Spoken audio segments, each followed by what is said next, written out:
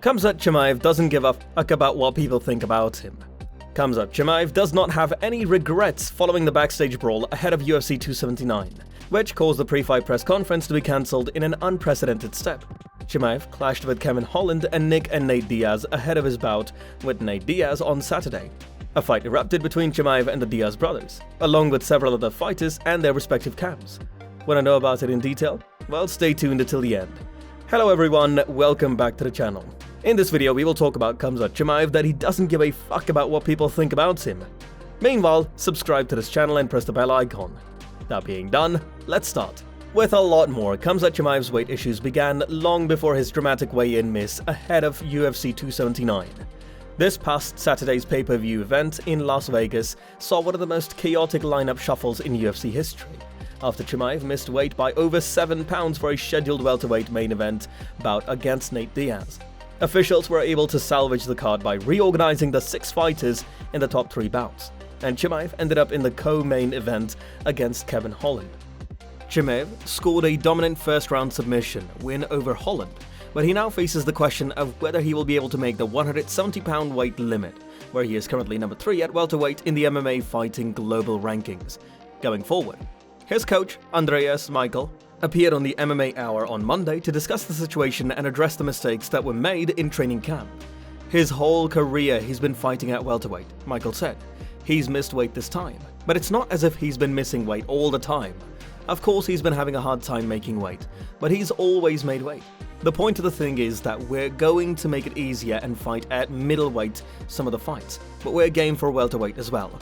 We're not going to lose our ranking there, hopefully, because we're so close to a title fight there.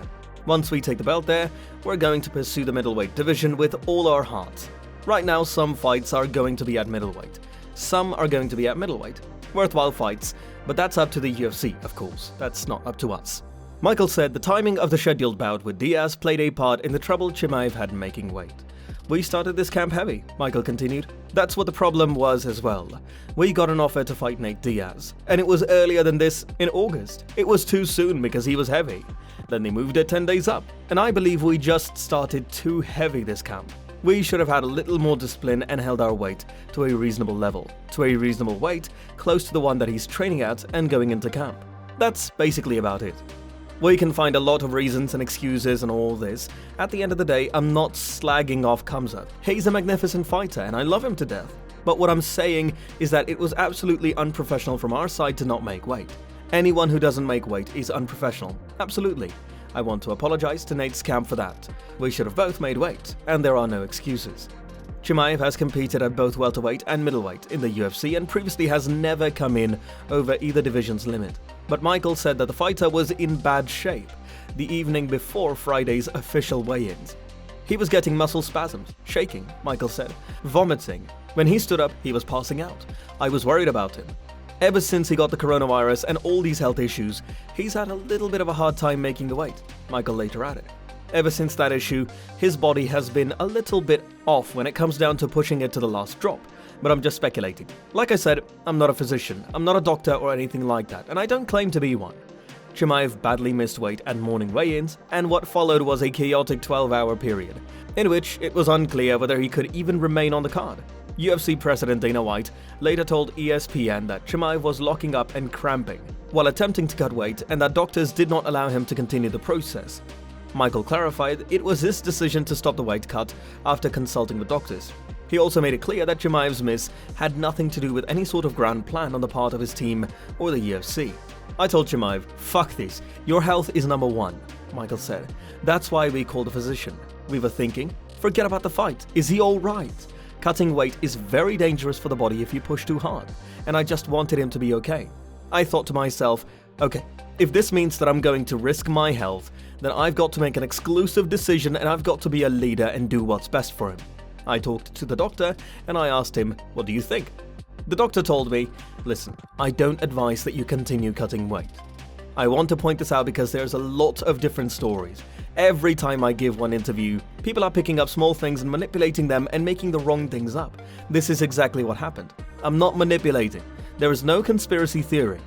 Of course, we would have loved to have the legacy fight with Nate Diaz. Of course, we are crazy not to want to fight that fight. It's not going to happen again. We missed our chance there. Everyone says it wouldn't have given you anything. Of course it would have given us something. That fight is you're fighting a big name, a popular guy, and you're building your brand up. That was the fight that we wanted. And that's what we trained for and suffered and went through hell for that fight. Are you kidding me? Kevin Holland is a much harder fight than Nate Diaz. All respect to Nate. He comes to fight, he's a fucking warrior. I'm a fan, I think he's got the heart of a lion. He comes and he brings it. He's not someone that we take lightly. And we know that he's a guy that's going to come to win. But what do you think would have happened if Khamzat fought him? While Chimaev was fortunate that there was already a 180-pound catchweight bout scheduled between Holland and Daniel Rodriguez on the card, a scenario that provided Chimaev with a reasonable replacement opponent, Michael insists the goal was always to fight Diaz until it was clear that wouldn't be possible. The coach added that Chimaev went as far as to tell him that he would fight Diaz for free. He wanted to fight Nate, Michael said. I said to him, the doctor told you can't continue, and I'm going to stop the weight cut. I'm going to stop it because in all honesty, I can't go against the doctor's words. Think if something happened, I'd never forgive myself. So what I said to him was that you better prepare yourself that you're not going to get a fight. He goes, listen, tell them I'll give them my purse. I'm going to give my purse to Nate. I want to fight. Please tell Nate I'm sorry. I just want to fight. I trained hard for this. I don't want the fight to disappear. I'm sorry for Nate. He's cut weight and he's done everything he could. My body can't take this. For me, it's not hard fighting. For me, it's not hard training. The hardest thing for me is when my body shuts down when I'm taking the weight. I want to make it worth his while and I'm going to give him my whole purse. A bout with Diaz is unlikely to occur now, with Diaz fighting out his contract after defeating Tony Ferguson by submission in the UFC 279 main event. But Chimaev's team is still aiming for big fights and championship opportunities, either at 170 or 185 pounds. If it's up to Michael, Chimaev will make the cut to welterweight to challenge for that division's title. I'd pick 170, Michael said when asked which weight class Chimaev will chase the title in. I'll tell you why. Out of respect for the work that we've done, we worked our way up there, and we ranked ourselves there. We've gotten there. It wasn't just given to us. We've gotten there. Chimaev says that in his country, no one will dare say Diaz's name. I don't understand what the people are talking about, Chimaev said. He's a guy from the UFC. He's home. This is his home. The guys like him. Okay, make that fucking fight in my country and you will see. You never will find some guy who will like Diaz there, so nobody is going to say Diaz's name there. If they say it, we will kill them. Chimaev also spoke about his botched weight cut and the adverse reaction of fans due to his missed weights and pre-fight antics. You care about that shit? I don't care. I care about my family. I care about my career. I care about my money, Chimaev said. The people don't live with me. One day they're with me, one day they're not with me.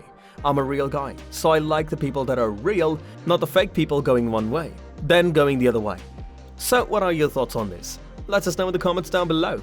And that's all for today, guys. If you found this video interesting, make sure to hit the like button. Also, subscribe to the channel and press that bell icon to never miss an update from us. Thank you for watching. We'll see you at the next one. Until then, peace.